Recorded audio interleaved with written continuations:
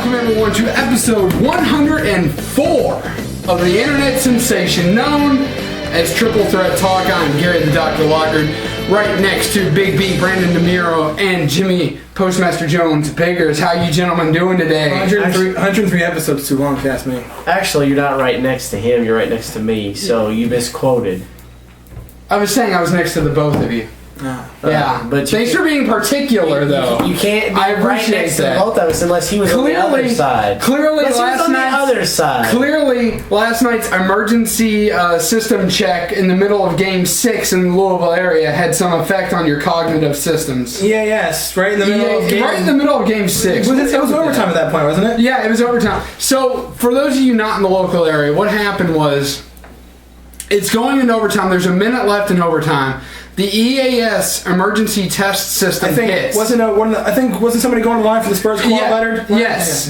And when it came back, there were 30 seconds left in the first half. I'm sorry, in the first overtime, the only overtime. Yeah, now bear in mind, there's no tornado, no flash flood. It's a test. It's just a test. It's a test. And they decided to do it then. They usually do it late at night. It was utterly... To their credit, usually there's nothing on at that time. Usually. It was utterly insane. So, I can't follow. I guess like the rest of us, they figured the Spurs would be... Well, they press a button. Yeah. So whoever's there, they press the button. Yeah. It's not at fault. Right now. But I guess when they're told to do it, they have to do it. I guess they figured the Spurs would have won by then. It's just incredible. But obviously. But we'll get into that game a little bit later on. But as per usual, Mr. Postmaster, take us away with some views or questions. From the Buck in 5. Bucking. How do you feel about the announcement of RVD returning at Money in the Bank? Epic! Is that are we answering that now or wait until later? Well, we can answer it now. Okay. Point. Well, say this much. I mean, we'll get into Payback later. Payback was very good. Payback was very, very good. Two of us watched it together. RVD. This is true. RVD coming back is not only good, but the fact he's coming back and Money in the Bank is a lot better be that's the paper I think he really can utilize his skills a lot. Yes. We have a question later on. We'll address that later. What's his schedule going to be like? How's he going to be working? We'll answer that when we get to the next question. But RVD coming back was a nice surprise. See, I wasn't sure what was going on if they're doing like a DVD or something. DVD. Yeah. Not to be confused with RVD. RVD on DVD. That's right. I don't know if it was a DVD or what it was, but he's coming back. So. Who do you think that the MVP from the NBA Finals will be? LeBron James headband. Epic. Yeah. He didn't wear it last night. Oh, he lost. Well, we'll see. I'll say this. He plays better without it. So if the Heat win, it'll be LeBron James. Yeah. If the Spurs win, it'll be Danny Green. Yeah, I agree with that completely. I think I agree with your Miami Heat one. If the Spurs win, I think it'll be a toss-up between Manu Ginobili and Danny Green. I don't think so, but I think Ginobili is not playing nowhere near the level Danny Green. I tell you what, if it wasn't for him starting though the other day, they would not have. I can agree with him to this point because obviously Game 7 is tomorrow night or tonight anyway. Depends when you watch this. Depends who has a bigger game, I think. I think if Green really shows like he has in the playoffs, shooting those threes and being ridiculous from the... He broke Ray Allen's three-point record. Which Ray Allen said, okay, I'm going to do this last night. Yeah, he said, here's what I'm going to tie. But I think if Green plays like he does and did in the series with all the threes and really playing really great shooting and getting open, it would probably be him. But if Ginobili really steps up, I think it could be him. So. I honestly think both of them have a great chance to do it. I don't think it's ridiculous to say one over the other at this point. It all depends on Game 7. Hopefully the people stay this whole time. I completely agree with you. I think if Ginobili has the bigger game, he'll be the MVP, and I think if the Spurs win, of course, and if the Spurs win and Green has the bigger game, I think it'll be Green. Yep. All right. So. What do you think about the promos for the Wyatt family? They seem reminiscent of like I don't know, it's like a horror film, sort of. It's awesome. Some out of Deliverance, but not too much like that. I like it. It's like messing with your mind. Yeah, I like it a lot, and I've been campaigning for a long time for getting Bray Wyatt because I thought he was very good. I've been watching some of his stuff in FCW. He's very, very good. Vince didn't want to bring him in because of his weight. That's not fair, but that's the case. He wanted him to slim down a little bit, but he's playing. If you watch the movie Cape Fear with Robert De Niro, he's playing that kind of gimmick, which I love that. I love that movie. Mm-hmm. And they're bringing these other people in for the break. I can't remember who the other people are. They're from other.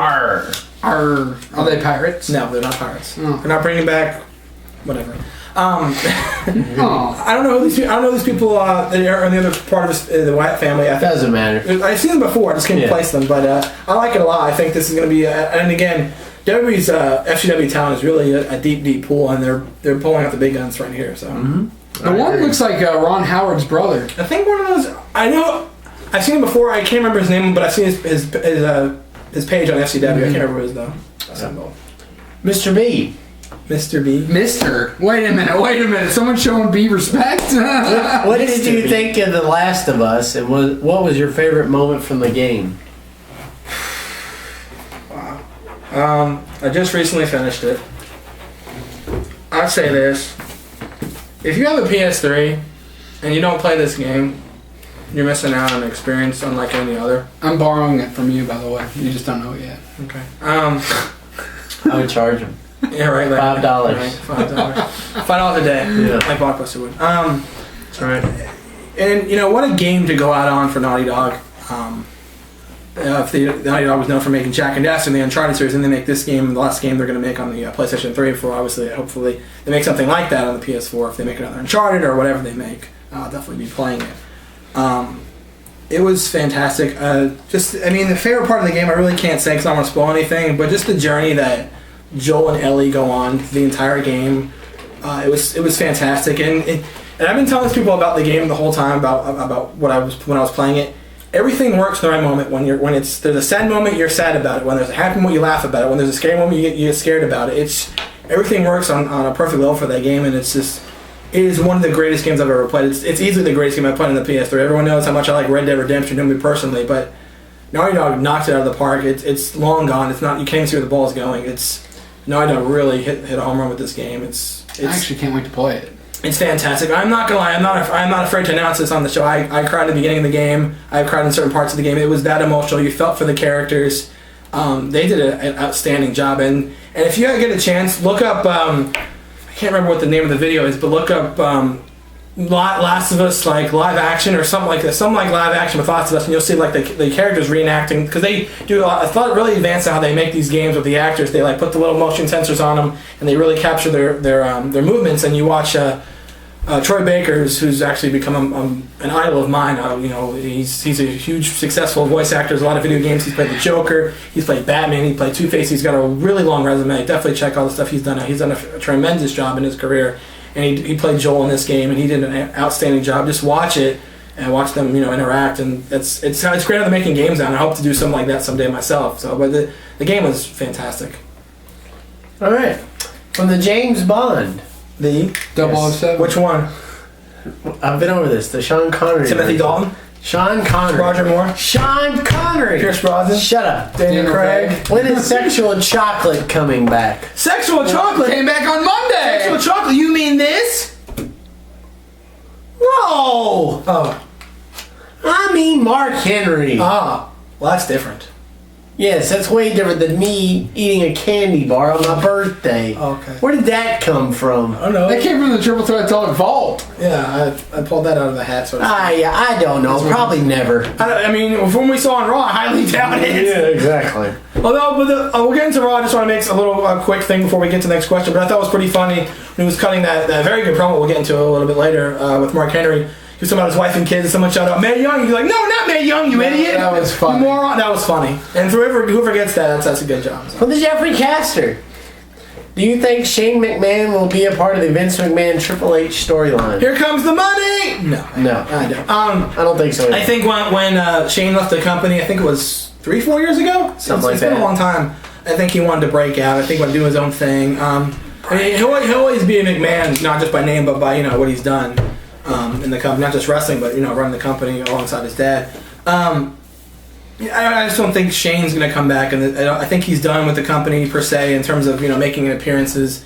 I think he did his time, and who's to blame the guy for wanting to do something else? That's just if he wants to do something else, more power to him. So. I think we will see Shane O'Mac again. Not here though. I don't think. Oh he'll be yeah, here. hopefully we'll see him again. From Against All Odds 20. Against With RVD's return announced, RVD. do you see his return being for a retirement run, or is he back full time? No and no. He's not back for retirement, but he's not back full time. It's going to be a part-time thing, similar to It's going to be a Brock Lesnar type schedule, but not as lucrative. Similar to what Shawn Michaels had at the end of his career. I think similar to what Kurt Angle has now in TNA.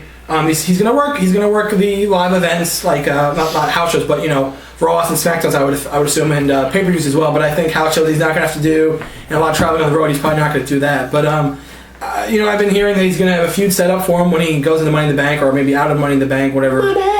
Thank you. I see what he's going to do. I can't, off the top of my head, think who he could feud with now. It would make sense. I don't think he's going to feud with John Cena. I don't think they would put him in that spot. No. I don't see him feuding with Curtis Axel for the the Intercontinental title. I don't see him feuding with Shield. I don't know. Wade Barrett.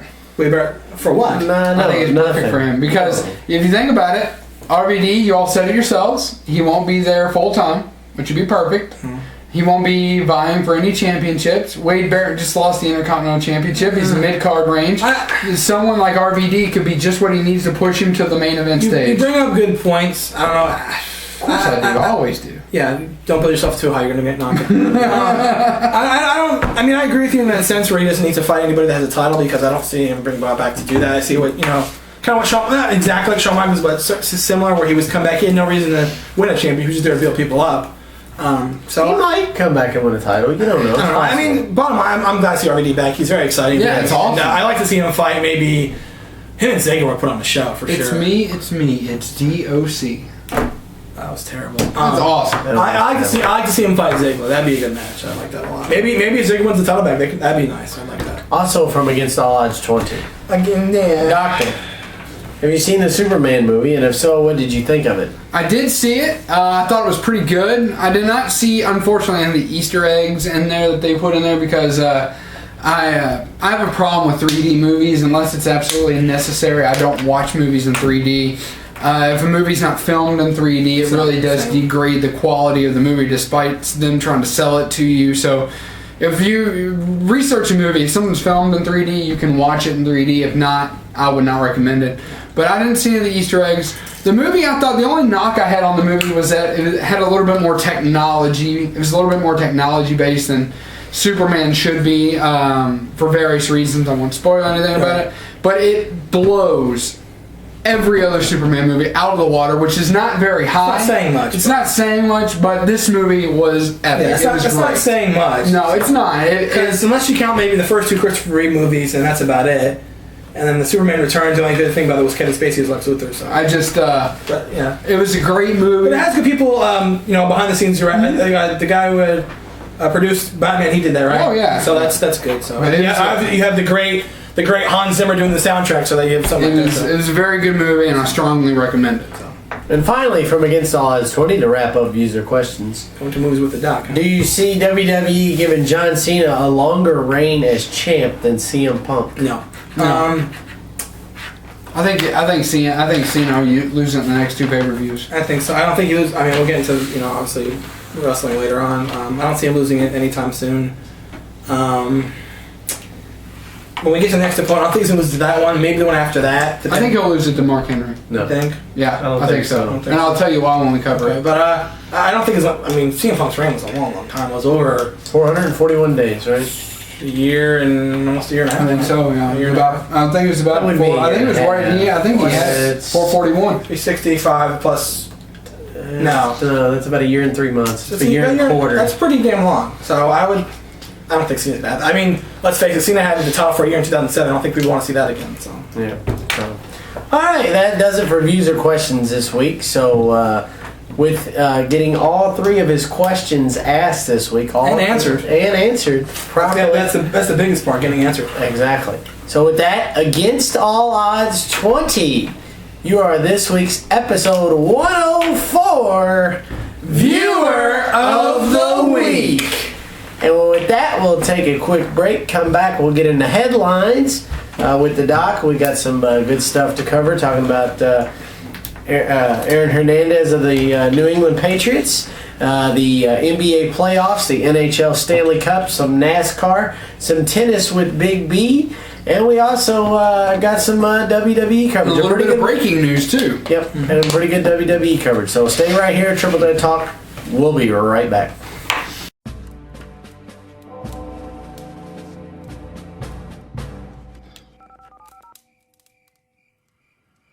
Hey, they're coming.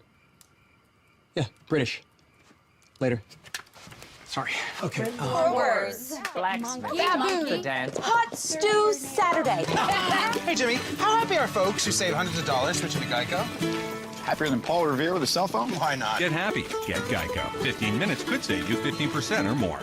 And welcome back here on Triple Threat Talk. Postmaster Jones, Jimmy Vickers, along with my esteemed co-host, Big B, Brandon DeMiro, the chess loser, and Hey, Dr. 14 minutes. Locker. Thank you. Awesome. 14 minutes. 14 minutes. Actually, really, it was about 13 because the first minute was introduction. So you lost a game of chess in about 13 minutes. 13 minutes. 13 minutes. All right. Well, when you give me your rook in like the first 5 minutes, It's pretty much downhill from there. You might want to consider next time giving up a pawn or something like that. I did. I gave up almost all of them. Almost. when the game was over, all he had left on the board was the king and like 5 pawns. God save the queen. But he didn't, did he? It was a massacre. Wow. I think the chess table was bloody. No. Let's go inside and play checkers. Nice. You know what? It's totally off topic, but you know what I find funny? There we go. Is that new AT&T commercial with Paul Revere? You know what I'm talking about? Oh, yeah. And he's like, Hold on one second. He's like, hold on a They're second. coming. The hey, British. they're coming. Yeah, the British. Okay. Thank you. And he gets back to charades, Charades. and you see the British marching in the window back behind. You're like, what the hell? It's for Google, right? No, not Geico. Is it Geico? Because they said, what do you, better than Paul Revere with a cell phone plan? Yeah, that's right. Yeah, that's funny. Wow. Maybe that'll pop up. You never know. Although we are parts of the Pillsbury Doughboy one, but Yeah, we love that. that one's good too. That's Anyway, so Let's circle back around. he's been salivating to say his, line. Big B, play the funky music, white boy. Oh yeah, I am white.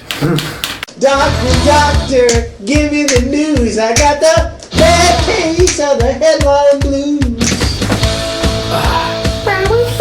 Work out everything, man. I'm feeling a little tight today. God, look, right up here, through here. That's what she said. Yeah. Yeah. Oh, hers is a little bit down south of the equator. You know what I mean? Yeah. Yeah. Surrounded by idiots. No, you're Yeah. not. You're not surrounded. Again, let me clarify. If you were surrounded, I would be on that side and the doc would be over here. We're over here, so therefore you're not surrounded because you have an escape route. U.S. men's soccer leads their pod with 6 games, 13 points, Nice segue. following a 1-0 win over Honduras. Wow. Honduras! Woohoo! That was a I think we have like a offensive- 97% chance to make the World Cup, though. yeah, we do. I think we're pretty much a lock. Put all the money on Tahiti. Yeah. No, they got clobbered by Nigeria. They have like a .001 chance or something to win. You know, I usually don't watch the pods because my Olympic, I get quality soccer like two times every 4 years. I get the Olympics and I get the World Cup. The Confederate Cup. I'm not a big fan of the Confederate Cup because it's not. It just doesn't do it for me. I don't like some of the rules, and I don't like a lot of the overall pageantry of it. But for me, watching some of these pod games has been pretty cool. Like Nigeria and Japan right now are tied at 0, and it's just like a really big tactical game going on as we speak right now. It's a lot of tactics being employed. What? Maybe you should take notes. On what? Well, if you watch the Japan-Nigeria game, it's very tactical. Maybe it'll help you in your chess game. But it's one of those things like, how lucky is Brazil? Would you rather... I think I would rather be in Brazil the next 2 years than any other place in the world. Why? Because they have the World Cup and then they have the Olympics. Rio de It's Janeiro. just amazing. Just right in the middle of Rio, near naked women on the beach. It's already a big sports country. The beer there is fantastic, and it's just one of those things that, if it wasn't for the crime rate, it would be the best place in the world to live. They don't have it in the NFL. That's the only They have football. crime. They don't have it in the NCAA basketball tournament. I could watch that on TV. They have football. They don't have Hell's Kitchen. We watch it over there. I think we put that in the pro You section, don't not think the con they section. do have it over there? It's Blanca. They have Blanca. They have Blanca. That's right. For those of you who play Street Fighter, They have Blanca. And Blanca's. Thank you for swaying us off that road, by the way. That's awesome. You're welcome. I'm glad we got there. Gronk is undergoing another back surgery. Unleashed Tim Tebow's tight end. Are they ever going to fix this guy? It's like the $6 million man. We can rebuild him. What is going on with Gronk, man? Stop it! You're not Steve Austin. I'm just saying. I'm not Steve Austin. Gronk is. I like to think from Family Guy. We can rebuild it, but we don't have enough money. We want the blood drawn his foot in the trash can. I just hope, because he's an explosive tight end, he can get it done. He can move in behind the line of scrimmage. He can move anywhere you need him to go. I honestly hope that after his 6 bazillion surgeries, Let's name him Patch. and here it's Patch Gronkowski for the Patriot, Patch for the Pats. But I think. I hope. Do you guys think he'll be the same after all of this surgery? Unleashed Tim Tebow was tight end. He's a pretty young guy. He's not asking you about Tim Tebow. I'm asking you about Gronk. Unleashed Tim Tebow was tight. No, yeah, this isn't good. I mean, obviously they're very concerned with him. They're trying to get ready for minicamp. And football's right around the corner. Right. He's not. I mean, Aaron Hernandez has got some legal trouble. What the hell was that? You said football was right around the corner. It was not around that. He was checking. Not that close. Is it around over that corner? Maybe. It could be. Is that at the end of the block? Yes. Anyway, yeah, I mean, obviously we're going to get in the story later about Aaron Hernandez and his troubles. It's next, actually. Their tight ends not looking too good, so that's why I say unleash Tim Tebow. No. And the other tight end from New Tim England, Tebow is the water boy. he's not a suspect. Mr. Coach Belichick, I got you some water. Tebow, Gatorade is better. No, H2O.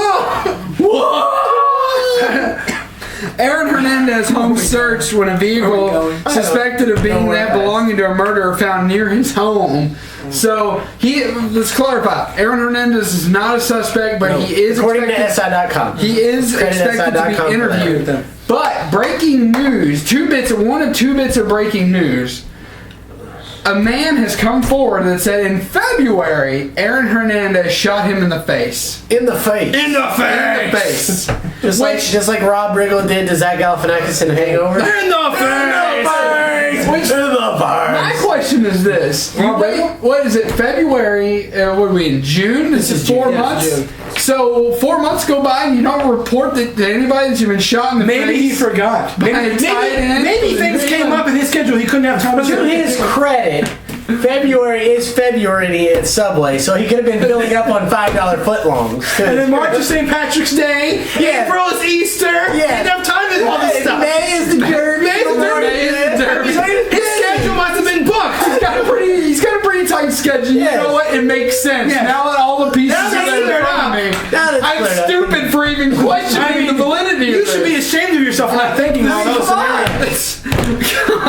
I'm retiring. You gotta think of every scenario before you make a conclusion. I know, right? I don't get it. I don't get it. Thank you for clarifying. You're that. welcome. You're welcome. So as I'm sitting here licking my wounds from why I shouldn't have thought of that. You should. And why I should have thought about that. Big B, take us through some tennis. Okay, so Well, you don't literally have to take a nap.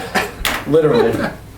where are we going with this? Nowhere fast. All right, so this past weekend, the finals of the Gary Weber Open and the Aegon and the Gary Weber, not Gary Gery Gery. So would it be Jerry? Yeah, I guess. Jerry Weber, whatever. It's in Germany. Jerry Weber Open in Germany. Gary Weber. And Aegon 9. Aegon tournament in London, England. Both finalists from Wimbledon last year won the finals. Federer Federer. Really, that a match? The way Mikhail Yuzny played, maybe, I don't know. He hits himself with a racket. But Federer took on Mikhail I hate Yuzny. when I rack myself. Mikhail Yuzny took on Move it.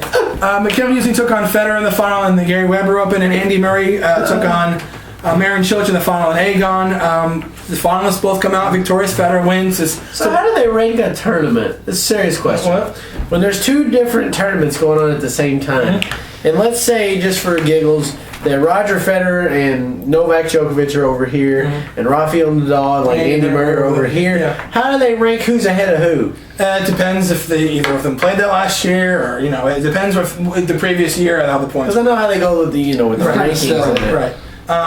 It's a serious question. No. The question was good, but the system is silly. I just think you think maybe there's a prelim or something. Like for example, to your point, in NASCAR, when you qualify, your pole position is based on qualifications. Right. And in the NCAA tournament, it's based on your year's performance. It's not based on last year's performance. Right. In golf, it's based on some sort of goofy system that always happens to have Tiger Woods on top just because Tiger's good for the game. But it's based off of, say for example. What I mean is, why don't they just because he's got a good question. Two of them are playing over here and two of them are playing over there.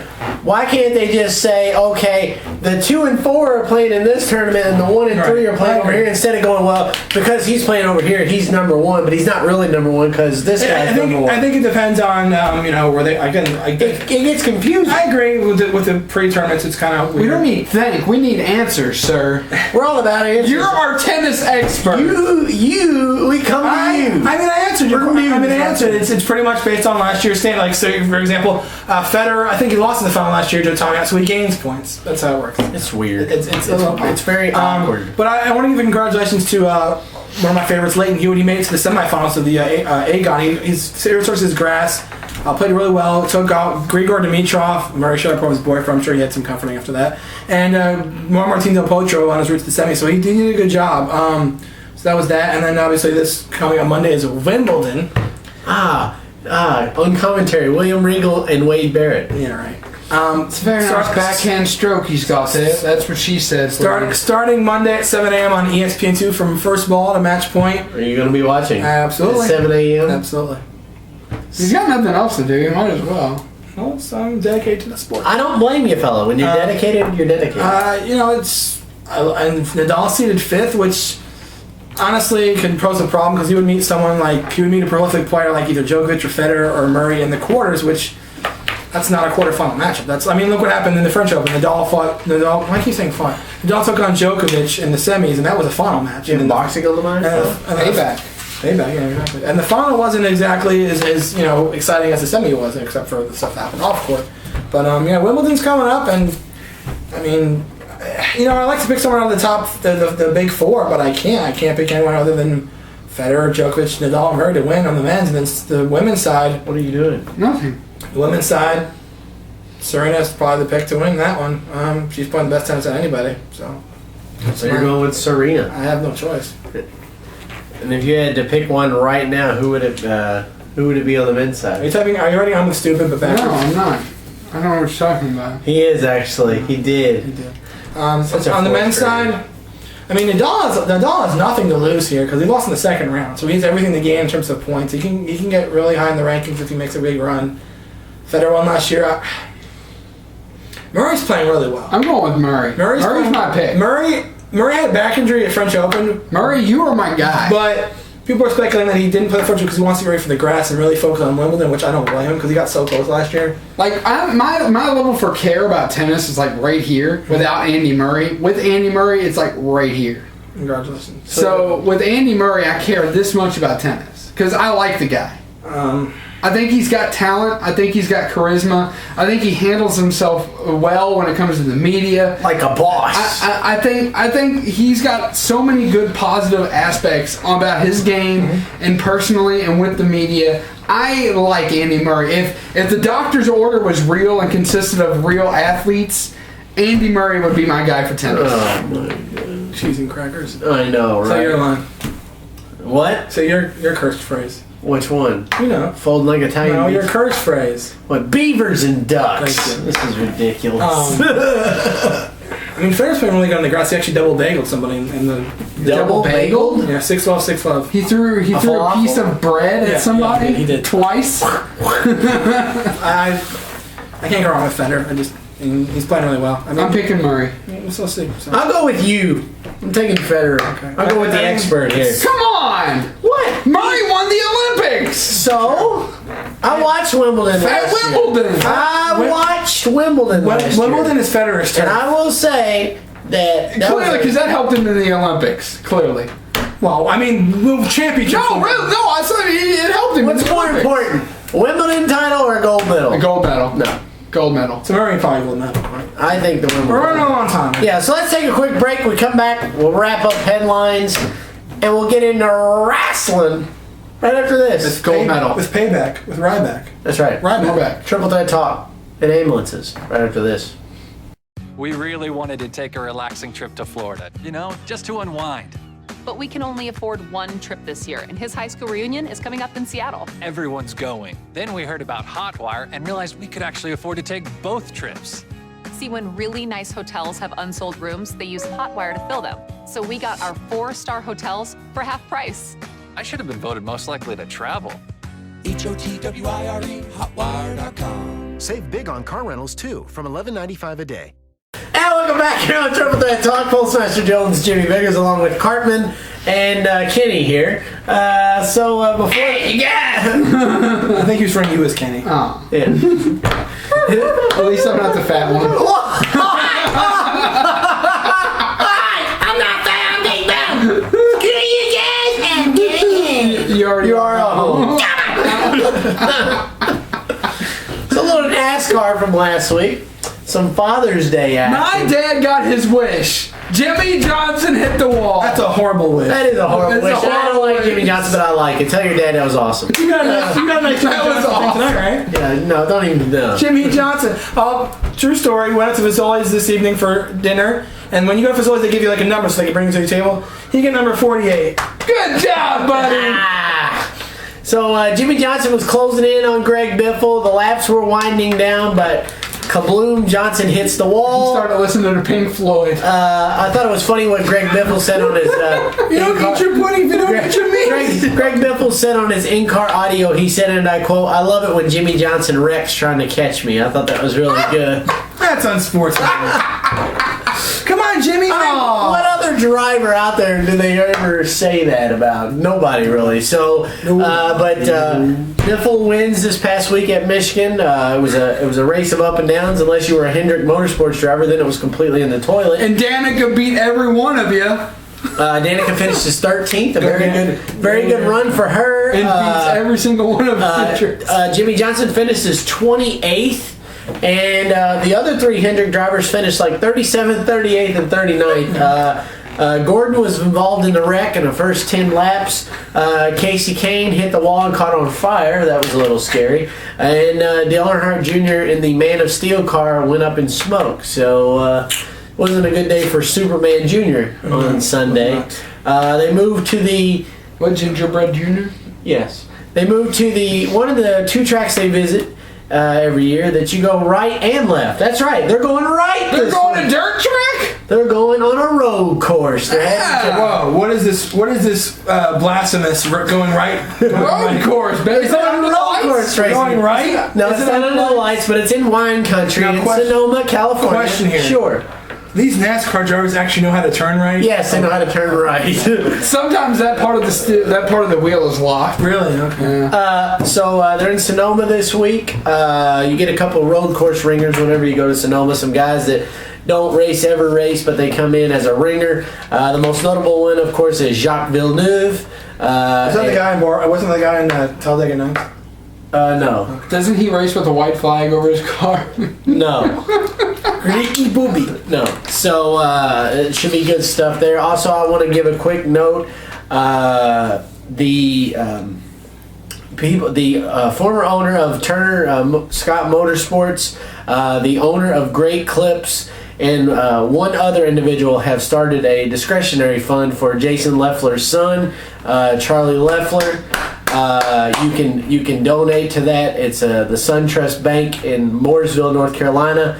If you want more information on that, you can find that. It's all over the internet. If you'd like to donate to help out this young man, I know Greg Biffle and Reagan Smith, who won the races at Michigan this past weekend, said that a good chunk of their winnings were going to that fund to help out because Jason Leffler was single. He wasn't married. Mm-hmm. So basically Charlie was his one and only. So, the racing community has really wrapped their arms around this young kid, and I think it's awesome. Also, Casey Kane did a thing where they created hats with his nickname Left Turn on them. It's an all-black hat with just his nickname Left Turn. If you go to the Casey Kane website, www.caseykaneracing.com, you can purchase one of these Left Turn hats for $20. I have purchased one myself, and the entire 100% proceeds go to the Charlie Leffler Beneficiary Trust Fund. So that's good stuff, and it's always great to see the community wrapping around this. Definitely. So good stuff. Good stuff coming out of a bad situation. I mentioned earlier that we had a second piece of breaking news. It has right now. The reason it is breaking and so odd is because it's never quite happened before. The University of Kentucky football for 2014 currently has the #1 recruiting class. It's never been done before, so people around this area are abuzz with. They did sign the #1 running back out of the country for their 2014 class, and I have to say, even though I bleed blue, I think the excitement over this thing, as I'm listening to Sports Talk 84, that's the #1 story that they're talking about tonight, I have to say the whole thing is stupid. Because I'm excited for UK football. And I'll tell you one thing, when U of L did it, when U of L brought in Charlie Strong and he had the 29th best recruiting class for his first year when it was all said and done, it was utterly absurd and stupid then too. I'm not playing one side of the fence or the other. I agree. It's one of those things that, who cares? You know, what matters to me are results. Sure, if you go out and get somebody, that's great. They want to play for your team, they want to play for your school. That's fantastic. Yep. But we've seen kids win constantly that are 3 and 2 stars at Boise State, and they've been in national championship conversations. It's just like U of L's not going to win the national championship next year. They've got no chance. If they run they're 22-1 odds. Take your fan cap off. I'm just saying. That's what I'm saying. Knowing him a chance I'm being a man about this and saying the whole thing at Kentucky is stupid going on right now. Agree. Take your U of L fan cap off for a second. Do you honestly think if you know Alabama's going to go undefeated next year? Probably. And you know USC and Ohio State have got a great chance of going undefeated next year. Sure. Do you honestly think that U of L has any shot of being in the national championship game? They have a small shot. Sure, they've got a small. I 25-1. I said a minute ago, 22-1. 25-1. They have a shot. That's that. They have a shot. They've got a shot. Everybody's got a shot. How Kentucky has a shot? No, they don't. They got 110-1. They've got a shot. They got a shot in the dark. And I'm just saying. They probably won't even make a bowl, so you can't. But I'm saying Louisville. It's apples and what I'm saying is different. What I'm saying is that if you take your fan cap off and look, it's off. It's off my head. I'm just saying in general. If you take your fan cap off for 1 second, like I have with the situation at Kentucky, the picture becomes a little bit clearer. Unless somebody loses that should not lose, and 2 things have to happen. 1 of 4 schools that have a great chance to go undefeated next year have to lose. And U of L has to run the table when they have Cincinnati, and they have a couple injury-prone players such as Teddy Bridgewater, who is recovering from a broken shoulder, and Sonoris Perry, who's recovering from an injured ACL. Both of those players have to not get re-injured, and they have to run the table. Yep. For them to even have a chance, and even if they do run the table, if somebody loses 1, and with their strength of schedule, it might even take 2 losses to make it to the championship game. It's one of those things that the whole thing to even talk about it is absurd. Just like to talk about this whole thing with Kentucky is absurd. I don't even see why it's breaking news, but I would be a not very Why not? good. You should be thrilled. I would be a not very good sports reporter if I did not report the story. The fact that it is big news around this area right now, and I'm thrilled as a fan. But until I see the results, I don't care. Here's my thing about this: Kentucky may have the #1 recruiting class. But let's be honest. Who wants to go play football at Kentucky? That's a great question, and I do actually have a very plausible answer for that. All right, so say you're 5-star. Say Big B Brandon Namiro is 5-star recruit out of Westminster High School in Hawaii. Okay. All right. Am I meeting my ex-wife's girlfriend for lunch? Yes, you're meeting her for lunch, and you're meeting Dirk Coops for dinner. And you're meeting Dirk for dinner, which, you know, when he comes to Louisville, we'll all be meeting him for dinner. But one of those things that you come out and you say, Jimmy comes to you and says, how would you like to play for Kentucky? The idea at first sounds absurd. Yes. But then you start thinking, then you talk to some people. And then you're like, you know, you could play for Alabama, who just won the national championship, and that would be great. But they got this new guy at Kentucky named Mark Stoops. You know, he's doing some great things. He is bringing in a couple of good guys in the recruiting class. But you can help build a program from nothing to championship, to being a great bowl program. He's going to do it, and you could be part of that. And you know what? You could say that's going to increase my draft stock. If I take a program from rags to riches, I could be looking at... It's a good horse. Rags to riches, actually. I could be looking at being number 30 draft pick overall to maybe a top 10 draft pick. And that's an excellent point. And I mean, and look at it this way. Like, say, for example, you know, you have people that play like Alabama or Ohio State. Not great players, but you're going to get lost in the shuffle. But look at someone like Randall Cobb. Played at Kentucky. Dude, in the top 10. He's a fantastic. Or one of the top 2 runners. He's a fantastic receiver, and he's a hell of a kick returner. And he played at Kentucky. Yeah, he played at Kentucky. And you know what? People noticed him because he didn't have 6 or 7 other top recruits around him. So when you look at it, you see Kentucky. Not only is it a great destination for basketball. Well, it's excellent for basketball. Yeah.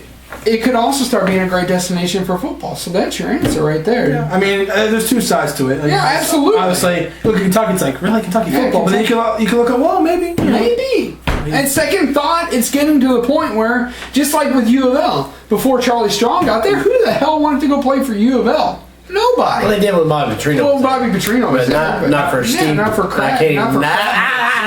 Steve Crapthorpe. But, I mean, who wanted to play there? I mean, even before Petrino. Like, nobody. But anyways, how much time we got left for our last story? About 3 minutes. Okay, so we delve into the last story. We might have to continue discussing it and then go into wrestling. Game 6 before the emergency response system test. This is only a test. Action-packed fourth quarter. Not a blowout game. With the exception of game 1, each one of these games has been a blowout one way or the other. Ray Allen with the late 3 helped pull the Heat back into OT, and it was Chris Bosh at the end of the day. Yeah, LeBron James had a triple-double, but LeBron James also almost threw away the game twice going down the stretch in overtime. Chris Bosh saving the day at the end with the cheap block. Really should have been a foul. It looked like he mugged him. It did. It was really funny, too, because Van Gundy said, in the first 46 minutes, that's a foul. Why is that not a foul now? I thought that was pretty funny. That kind of jumped out at me. The announcer said it right. In the first 46 minutes, that is a foul. There was a moving screen right before that, too. But you can also cancel that out from Tony Parker not being called against the foul, or not being called with the foul when he was on the lane about ready to lay up the ball in, and both Dwayne Wade and LeBron James pretty much mugged him there. They both got away with the foul. And don't forget about Ginobili walking in the park. Yeah, Ginobili was pretty bad. Yeah, he took like 20 steps. There was a lot of late missed calls in the game. Me too. Whether you were... I thought it really took... I don't have a dog in this fight, but going down the end, just watching objectively, some of the enjoyment did get taken away from me in the last few minutes because there were so many missed blown calls. I get you want to see him play, but come on, somebody gets thrown onto the court like Green did there at the end. He got mugged. Or Tony Parker going into the lane and getting mugged, or someone... or Stifles setting a moving screen and not getting called? What's up with that? That's ridiculous. I mean, bottom line is the Spurs blew this game. Yes. I had a 5-point lead with 20 seconds left. I gotta disagree, but go ahead and finish. I don't want to cut you off. I was going to say, they blew this game. They had a 5-point lead with 20 seconds left. And you have to make your free throws. Kawhi Leonard missed one. Ginobili missed one. Kawhi Leonard makes that first. The game's over. We're not talking about this now. So they missed one. We're talking about national champions. Yeah, we're talking about national champions. We weren't even talking about NBA championships. But here's the thing. When it comes to how are we on time, I know you're staring at the clock. About a minute. Okay. We can all right. Got a minute exactly. It's one of those things that, at the end, I can't really say San Antonio choked. I have to say that the refs missed some key calls. This is one of those games, kind of like Green Bay and Seattle. I think the refs decided the outcome of this game. Oh, yeah. But but I don't think you can put it all on the refs. I don't think you can put it all on the refs here because... I'm not saying all of it. I'm saying a lot of it. San Antonio, like, to his point, could have easily finished it on their own at the free throw line. They didn't capitalize. And why wasn't Tim Duncan in those last two possessions? And if you played like you should have, you wouldn't have been to that point anyway. Win or lose, though, 2 free throws is not going to determine the outcome of a game generally, because if you say that, you have to look at who else missed free throws. Right. So, all right. Well, we'll take a quick break. We'll come back and we'll get into wrestling right after this.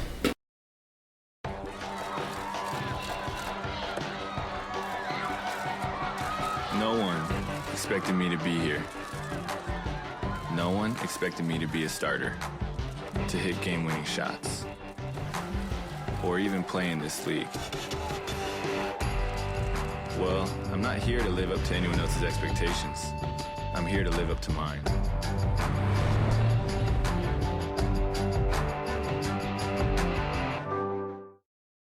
And we're back here on Triple Threat Talk. Postmaster Jones, Jimmy Bakers, along with Big B, Brendan DeMiro, and Gary. That's me. The Dr. Lockett.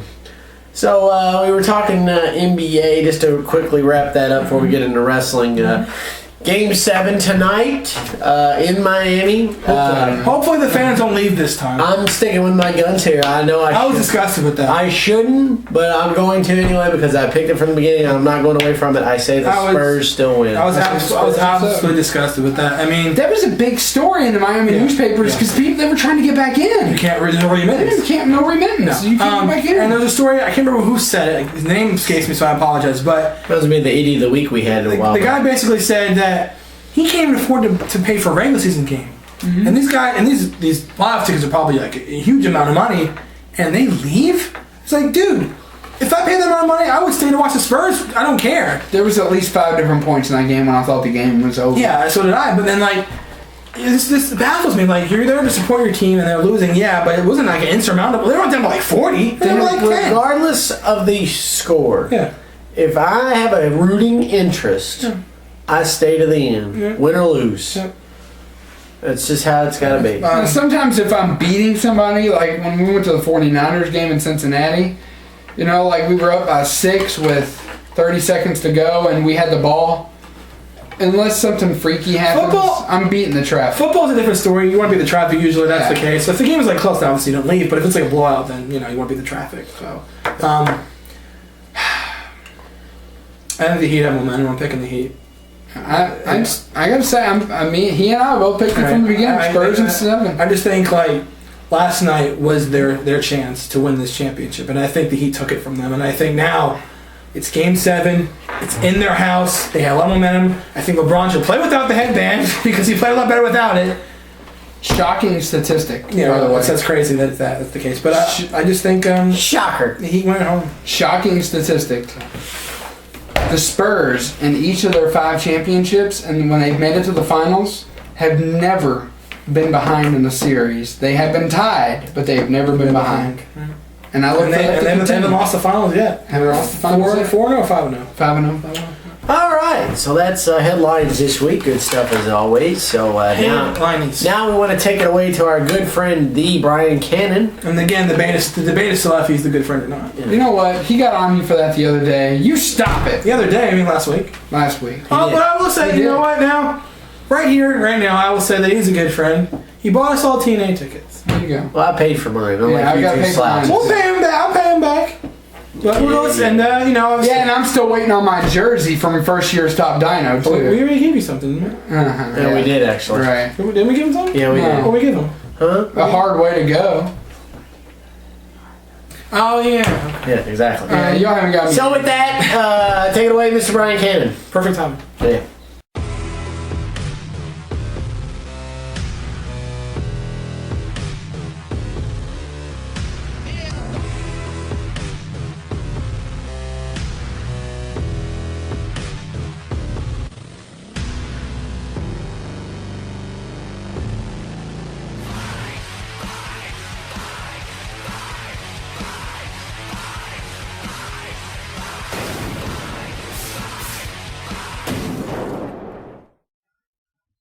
Hey everybody, and welcome to another edition of OVW Mania here on Triple Threat Talk for episode 104.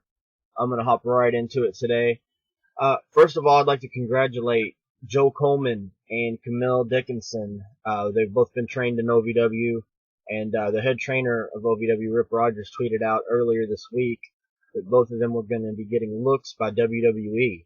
So congratulations and good luck to both of them as they get to, I guess, have a tryout of sorts with WWE.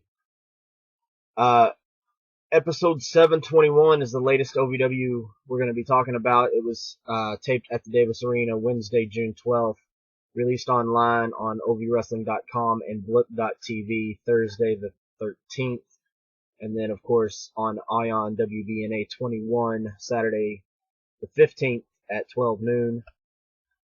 The show started off with Jay Bradley coming out to the ring. He said that he was told by Danny Davis that he had to earn a spot if he wanted a title shot against Jamie Olivencia.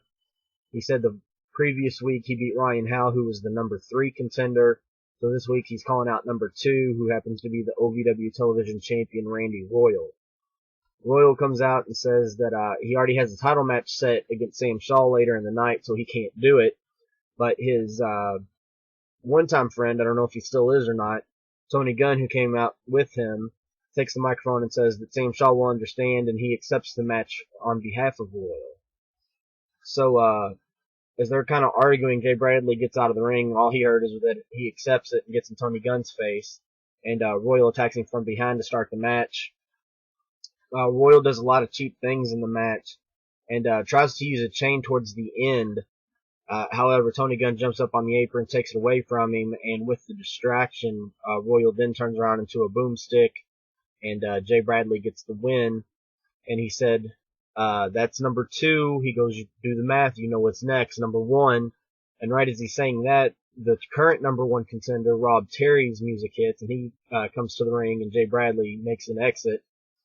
Rob Terry grabs a microphone and says that he respects Jamin as champion. He did something that not a lot of people could do in defeating Doug Williams to get that title.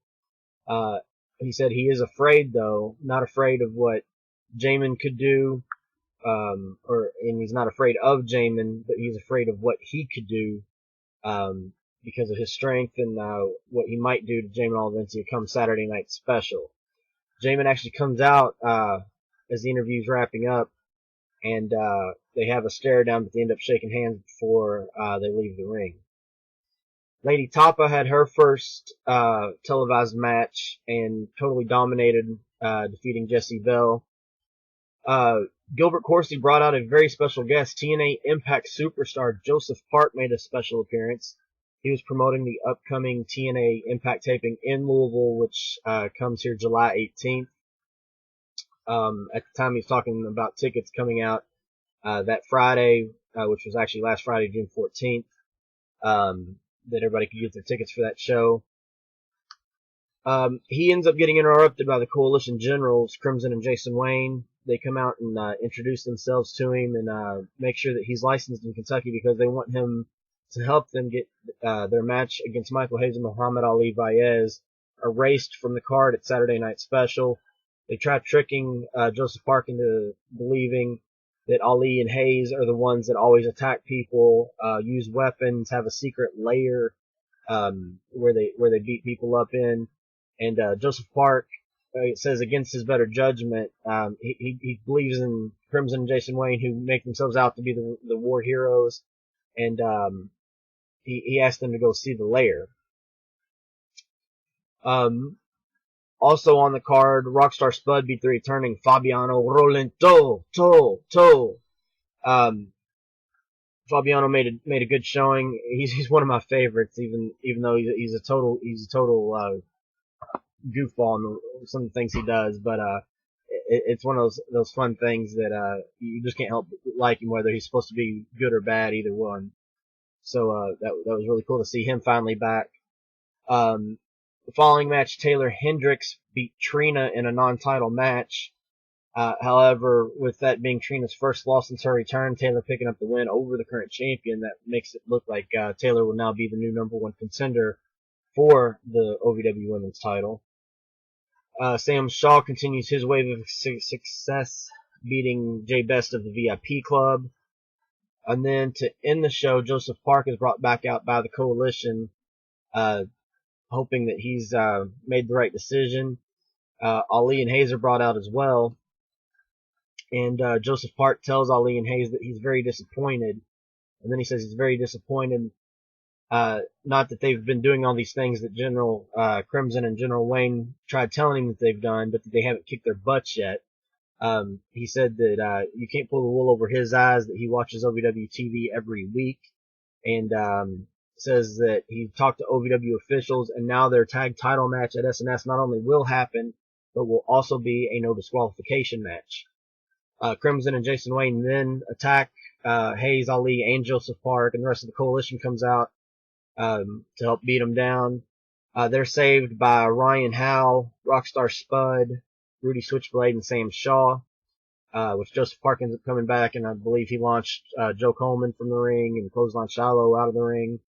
And he says, oh yeah, one more thing that I forgot. He goes, the four of you goons, talking about Joe Coleman, Gilly Man, Shiloh Jones, and Raul Lamada, will be handcuffed at ringside to the four that came out, Rudy Switchblade, Rockstar Spud, Sam Shaw, and Ryan Howe. So you've got, now at Saturday Night Special, a tag title match between the Generals, Muhammad Ali Vaez, and Michael Hayes. That's a no disqualification match, and the rest of the Coalition is handcuffed at ringside to four of OVW's top stars right now, Rudy Switchblade, Rockstar Spud, Sam Shaw, and Ryan Howe. It's definitely an eventful night, and I'll let you know about other things coming up this following week. As always, you can check out the rest of what happened, dark matches before and after the show.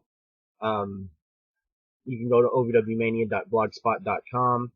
And also, I don't know if we'll be doing anything special for it or not, but I'm going to be going to the TNA Impact Live taping with all three of the Triple Threat Talk guys come July 18th. More details will be coming on that. But for now, that is the last week of OVW action, and back to the Triple Threat guys. Good stuff as always. Yep, good stuff, good coverage. I was going to say, you get the TNA tickets, and we're going to see, Hulk Hogan. Who thought we'd see Sting, that? Sting, Kurt Angle, Jeff Hardy, AJ Styles, and again, Ken Anderson. Since we all know Taylor Hendricks, we should be able to get backstage. I would think so. I hope so. Taylor, make that happen. And we know Rob Terry. Yeah, the freak, the Welsh Colossus. The Welsh Colossus. I think Taylor and Rob need to pull some strings so we can meet people. Sure. Exactly. Maybe even your good friend Jesse. Yeah, there you go.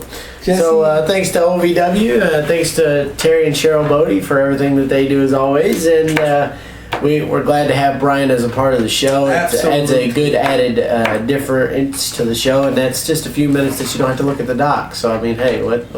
Hey, what? And that's a few minutes well spent. What? Say what? So, Big B. Yes.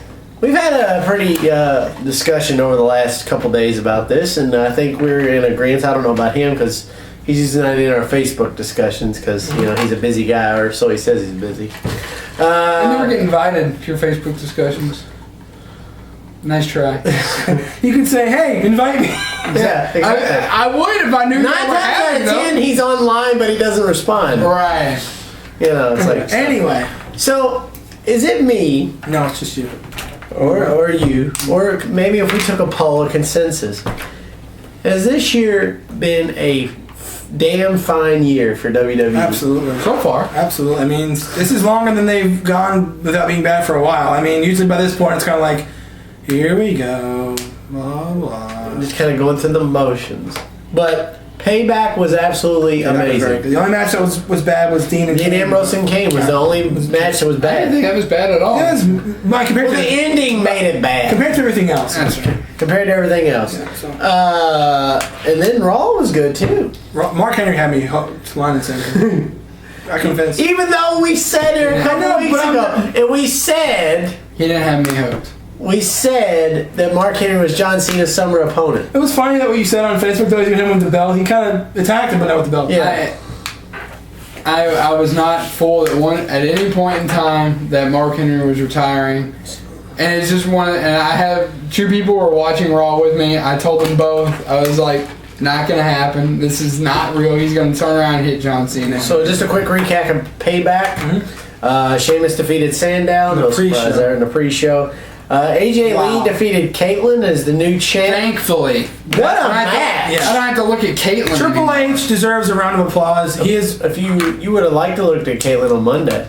Yeah, right. If you haven't seen, I'll tell you after the show. Okay. Or show him anyway. I'll show you. But Triple H deserves definitely a high praise here. The Divas are one of his projects he's been working on since he's become COO, and he's really turned it around, letting them wrestle. And AJ and Caitlyn had one of the best Divas matches I've seen. That was good. That was very good. It was a good match because of the storyline with the friends, and they did a good job. So Dean Ambrose became the account out, probably the worst match of the night. Yeah. What a finish to the Triple Threat Intercontinental title match. The Miz has Wade Barrett in a figure 4 leg lock, and Curtis Axel capitalizes by pinning Wade Barrett and becomes the new Intercontinental Champion, living up to his father. And what a day! And what a day to do it on Father's Day. On Father's Day. That must have been.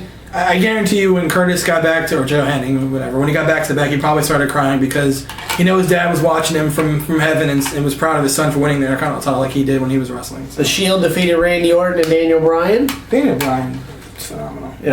What a match. CM Punk and Chris Jericho should have been the main event in my eyes. It definitely stole the show. As all three of us said, CM Coleman.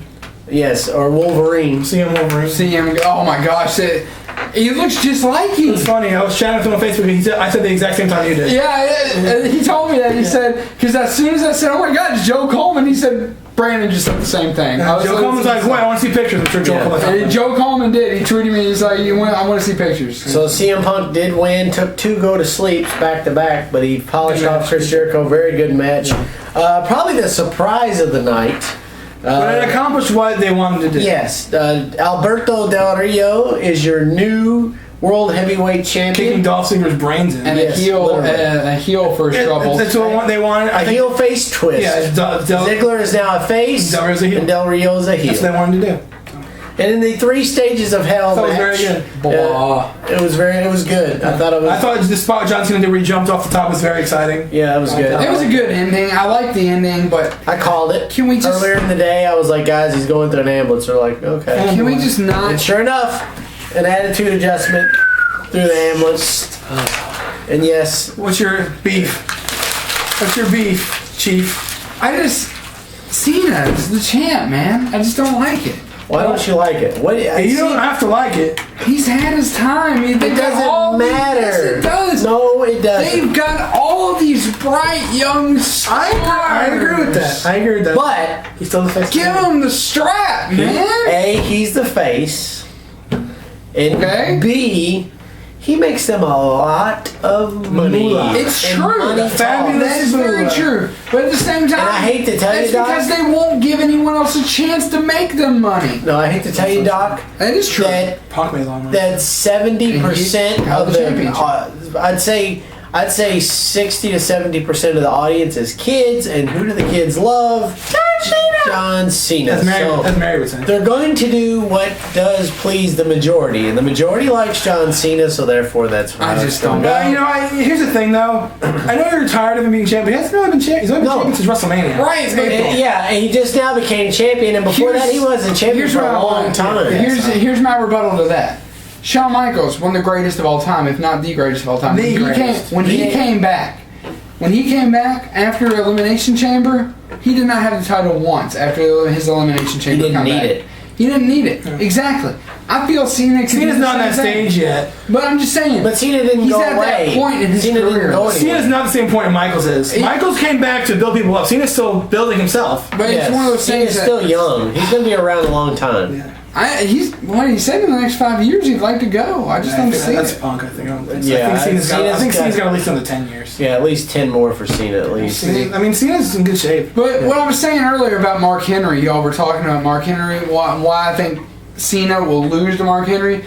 Because Mark Henry is coming of retirement age, despite what he said the other night. I've got a lot left in the tank. 42. Yeah, he's coming up on that age.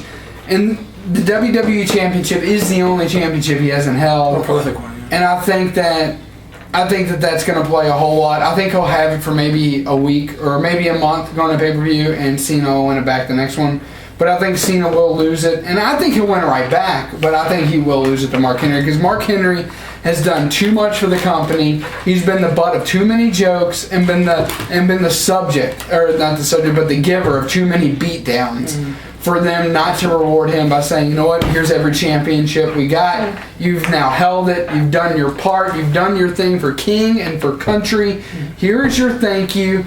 You are going to beat John Cena at SummerSlam, and you are going to lose, or either Money Bank or SummerSlam, whichever one, and you're going to lose it the next month. He's fighting Money in the Bank. And I think that's what's going to happen. As much as I like, Sheamus and Cody and whatever, I really, as much as I've wanted anything in a long time, I really want Daniel Bryan to beat Cena clean. That's what I want. I think Daniel Bryan deserves this chance. He's really over with the fans now. The fans are really seeing what this guy can do, and obviously everyone knows what this guy can do that's seen him on the internet. He deserves this chance. I'd love to see him beat him clean, like at SummerSlam or something, like set that up, because I think when Bryan and Cena had a match, and Bryan beat him legitimately, like no interference, no disqualification, just legitimately clean, it would be a great thing to see Daniel Bryan have the strap for a while. I don't think Mark Henry would get very good ratings. No. The ratings for Raw would be terrible if he was the champion. Like, you give it for him less than a month. How long was he world champion? One pay-per-view? The ratings on SmackDown were actually pretty good when he was world champion because he would beat everybody up. Oh, that was when he was on ECW. ECW. Yeah, a little different. So moving on to Monday for just a little, quick hits that happened. Besides Mark Henry. Besides Mark Henry. We had a big return, another return, other than RVD. I bet you were surprised. I knew it was coming. I didn't know, I didn't know if it would be on Raw or SmackDown or the next Raw, but I knew it was very close. Captain Charisma was Vicky Guerrero's big surprise. He come back and took on Wade Barrett and pretty much squashed Wade Barrett. That's what that is. I know a lot of people were still questioning after. So I saw where Pro Wrestling Planet was saying, "What's up with Vicky Guerrero's surprise?" I'm like, if you were paying attention, she said, "Here's my big surprise," but guess they weren't paying much attention. Maybe they're watching something else. The weird thing about that match is originally it was supposed to be Wade Barrett versus Curtis Axel in a rematch for the Intercontinental title, but Vicky changed it. Someone might be in the doghouse. Yeah, somebody must have gotten in trouble. Maybe his movie tanked. I don't know. It could be. What did Wade do? Apparently Daniel Bryan and Triple H had a little tiff, and this is not a storyline. This is for real, true story. Apparently after the way the referee stopped the match because of Daniel Bryan supposedly injured, Daniel Bryan took that to heart. He took that very seriously. Went to the gorilla position. He went to the gorilla position, got up in Triple H's face and said, "I've never had a match stop because I got injured." He was not happy that they ordered the match to be stopped. Yeah, he wasn't happy. He basically went off. And they got into it. They got into a pretty heated shouting match that was not scripted. It was for real. People saw it from wherever they were standing, and they were surprised because Bryan's usually a quiet guy. So. Yeah, but Bryan pretty much let Triple H have it, and they both apologized. But it was a very good Raw. Yep. I think to your point, the Del Rio thing, it got what they wanted out of that, and it was further pointed out later on in the show. And then also the new twist of Antonio Cesaro with Zeb Coulter. And then Raw ended with Lesnar and CM Punk. Yep, just like we said. Lesnar Punk at SummerSlam. Yep. So let's take a quick break. When we come back, we will wrap up the show, and we'll maybe anoint Idiot of the Week. Maybe. Right after this. Hey, Nick Dinsmore here. Do you have the dream of becoming a pro wrestler?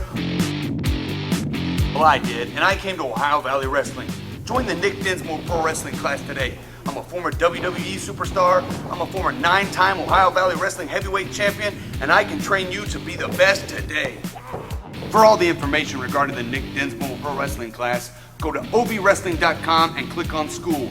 Join the Nick Dinsmore Pro Wrestling class today. ovwrestling.com, click on school.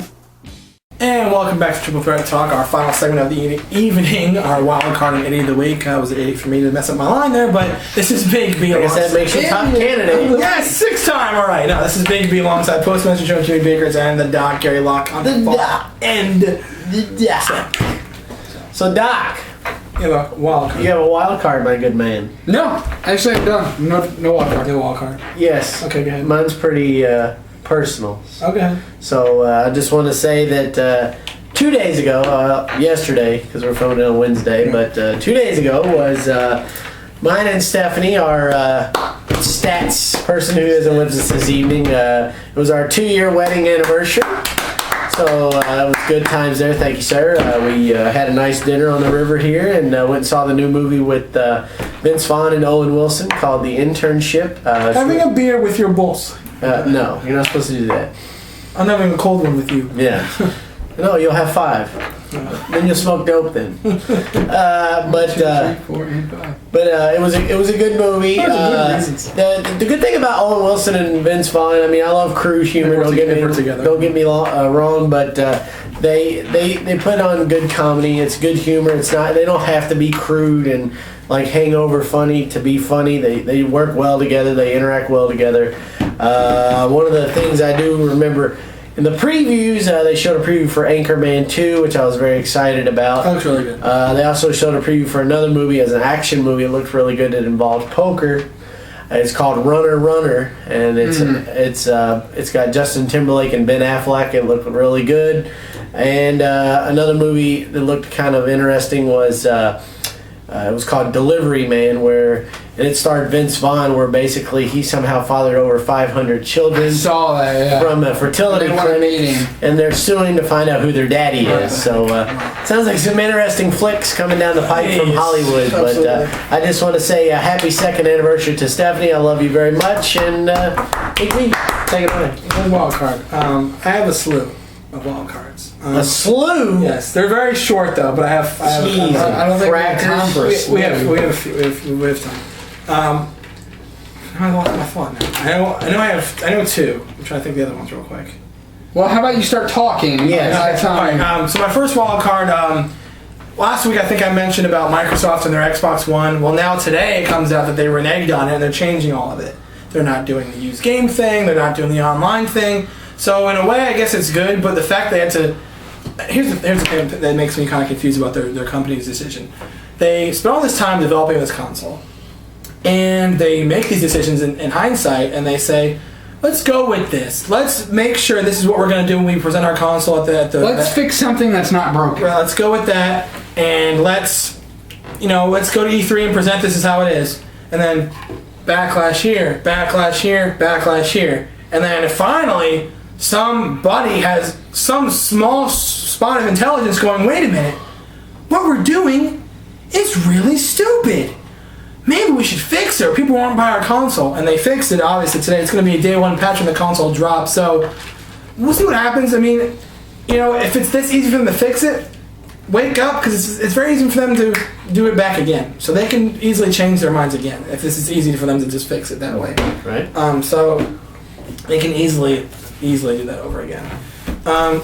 Also, my other 2 wild cards I had at the top of my head. So I'll go with my other wild card, and it's not a really happy wild card, and you know what it is. I assume you know what it is anyway. Mm-hmm. I don't know if he does. He knows. Oh, he does? Yes, he knows. Go ahead. Okay. So we were playing chess or something earlier, and he beat me pretty bad. Yes, sir. And we were done, cleaning up the board, and he says, "Hey, Phil, you're not gonna like the looks of this." And he goes, "I'm being serious. Show me anything on this phone." And I was like, "No, it's not real. I don't believe it." Went to Wikipedia, saw it there, and I went, on Twitter, went to CNN, and unfortunately, it's confirmed. And again, we don't like to report on the show because. Seems like we report 2 weeks in a row we had to report a death on the show. Seems like we report him more often than not. And surprise, and this time it's not a sports figure. It's actually an actor, a very prolific actor. Mm-hmm. After being on The Sopranos, unfortunately, James Gandolfini has passed away at the age of 51, supposedly of a massive heart attack in Italy. HBO released a statement today. Very surprised at this death, and they're obviously deeply saddened by it. And obviously, their thoughts and prayers go with the Gandolfini family. It's a very weird thing to have happen. I mean. I never heard of him having health problems at all. It suddenly happens. Obviously, I was a huge fan of Sopranos, and I watched Bulwark Empire too. The same people that wrote Sopranos write Bulwark Empire. He was very good in that show. He was obviously in other stuff too. He was recently in Zero Dark 30. Mm-hmm. So he's been in a lot of stuff. He's very good. It's a shame to see him go. He was a good actor, and 51 is just way too young. Absolutely, I totally agree. So definitely our thoughts and prayers are with the Gandolfini family for sure. Any idiots of the week at all? No. Oh, I do have an idiot of the week. And it was a partial walkout, but it's more of an idiot thing. Do you all know who Steve Gleason is? Name rings a bell. He has ALS, which is Lou Gehrig's disease, all right? And there's this radio show in Atlanta, the Atlanta affiliate that covers the Falcons. They recently, because I'm trying to think of the story. Steve Gleason did something where he only could do it by blinking because he couldn't move any of his limbs, so he had to do something by blinking. And the two radio hosts made fun of him. The people in Atlanta made fun of Steve Gleason. Ooh. And, either way you look at it, it's bad. But in this day and age of social media and Twitter, it got out there like wildfire. It spread like wildfire. People were backlashing at them, and they got suspended and they got fired. Good. They've been on the air for a long time. I heard it on Mike and Mike this morning, and I agree with Mike and Mike 110%. Obviously, and Mike was explaining, Golick was explaining something very, very intelligent. He was, because before they got together, the two of them on their own show, I think Greeny was in Chicago and Golick was in Arizona, and he was like saying, when you're in local radio, you try to do something to bend the rules, try to push the envelope to make yourself stand out so you can get more noticed. That's not one of those things you should do, obviously. And they were explaining when they do bits for Mike and Mike, they have to go through certain things, certain hoops to jump through to make sure you're not offending anybody, to make sure this is legit. And Greeny brought up a huge point, and it was very smart by him. He said, we were probably, when they're sitting down, obviously when we sit down, we think of ideas too, and we obviously make sure it's, obviously okay. But did no one think this was a dumb idea when they thought, like, let's think about this? Like, are we really making fun of this? Is this what we're doing? And no one had the intelligence or any gumption to stand up and say, not very smart. No one had any gumption to stand up and say, what are we doing? What are we doing here? Is this what we're doing? Is this what we're stooping to do for ratings? I agree. That's ridiculous. Yes, pretty stupid. So the radio host in Atlanta, former radio host and well-deserved, who made fun of Steve Gleason with the Lou Gehrig's disease, which is a horrible disease, and I do not wish that on nobody. You are definitely, without a doubt, this week's Triple Threat Talk, episode 104, Idiots of the Week. Very, very poor choice. And that's, you're in radio, you got a good gig. Why screw with it? I don't know. Stupidity, my friend. Stupid is stupid. Hey, Atlanta, we're available. Just saying. We don't make fun of people unless it's Gary.